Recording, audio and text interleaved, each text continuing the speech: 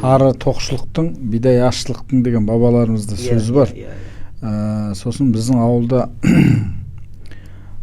жүрсін, Әубәкір деген әкелеріміз болды.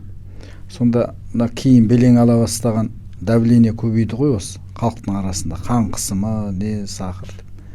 Сол кезде сол ақсақалдар айтатын, біздің алдымыздағы кісілер айтып кетіп еді.